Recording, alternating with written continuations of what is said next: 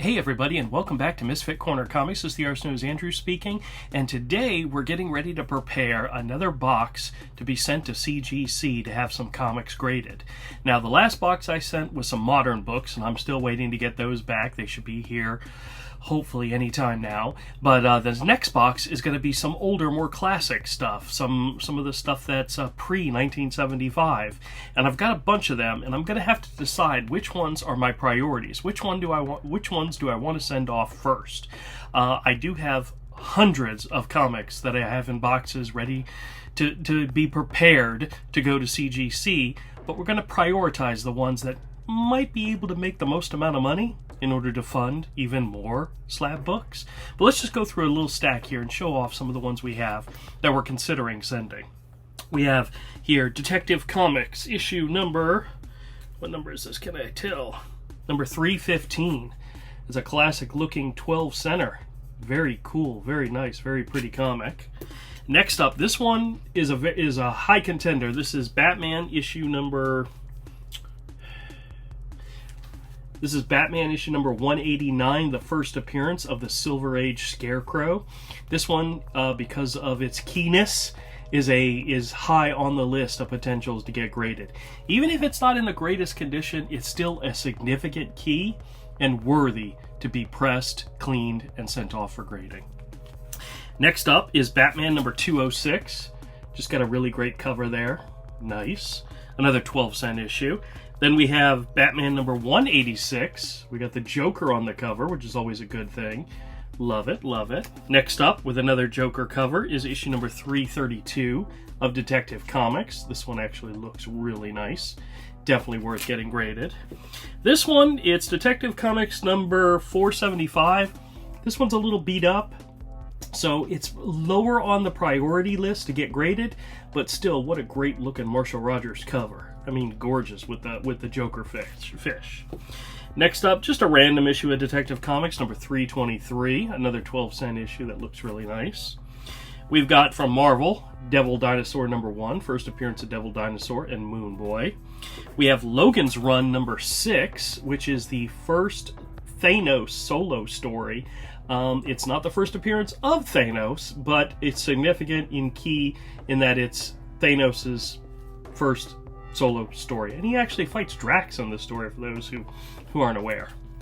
Next up, Amazing Spider-Man number 135. Now this issue's a little beat up, maybe not high on the list to get graded, but it is an early appearance of the Punisher. I think, is it his second or third appearance? I don't remember. Maybe the second appearance, but still, nice looking cover, and we'll see what happens.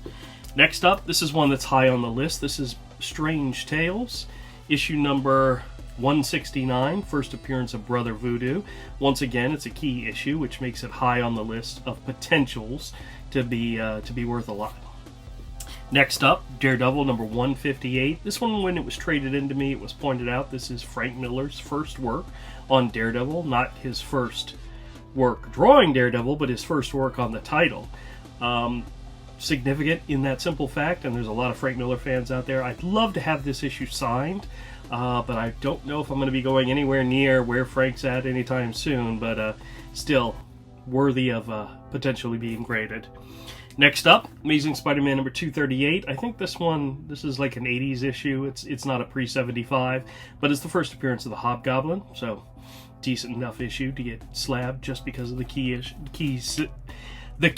of it. Conan issue number 24. Second appearance of Red Sonja and first cover appearance of Red Sonja by Barry Windsor Smith. I think this was his last issue working on Conan the Barbarian, so it's got a lot of significance to it. Possibly part of my personal collection because I love the character of Red Sonja, so we'll see what happens. Incredible Hulk, issue number 271. Not the first appearance of Rocket Raccoon, but the first appearance of Rocket Raccoon in the Marvel Universe. He did appear in one of the magazines, if I remember correctly, but he wasn't part of the Marvel Universe at this point. He becomes part of the Marvel Universe and a significant key in its own right. Next up, an issue of Thor, an early issue of Thor, issue number 120, is that 8 or 9? 128. There you go. Still a nice looking cover. It's got Hercules on the cover. There's no significance to this, no key issue to it, other than the fact that it's an older book, and it's actually in pretty good condition, so definitely worth considering. Next up, Strange Tales, issue number, let's see, what issue number? 134. This one's in pretty rough condition, but still, it's the 4th appearance of Kang, so it's got a little bit of significance there, but man, look at that Watcher on the cover. This would be great just slabbed and hanging up on somebody's wall, you know? Next up, The Mighty Avengers, issue number 69. This has a lot of first appearances. Now, granted, it's also a little beat up, but it's not that bad. It's the first appearance of, I believe, the Games Master, the Wizard, Nighthawk, the guys from Squadron Supreme all first made their appearances in this issue. So because it's such a key and significant, worth getting pressed, worth getting cleaned, worth getting graded. Next up, Uncanny X-Men number 120. This is not the first appearance, but the cameo appearance of Alpha Flight. Now there is, you can see over here, a nice little bend in the cover which can't be fixed. That's going to be there forever, but still, because of the significance, it might be worth it just to get it graded. And last but not least, All-Star Squadron, issue number, I believe it's 58. This is the first appearance of this character, Power Girl, which, some significance. Now, there's some damage down to the bottom of this issue. There's a little tear in the corner and a little bit of rubbing, messing up on the back. But still, the significance of an issue sometimes outweighs whether or not it's worth or not worth it to get it graded. If this was just a regular issue of All-Star Comics or All-Star Squadron, this is All-Star Comics, yeah, I said that wrong. It probably wouldn't be worth grading, but because of the significance, the keenness of it, it may definitely be. All right. So I'm going to go through these. I'm going to pick out probably 5 to 10 that are my favorites to get graded first, and we'll send them off and we'll see what happens. And then we're going to work on another stack of comics probably next week. So stay tuned. We'll see you next time. Hey everybody, and thanks a lot for checking out the video.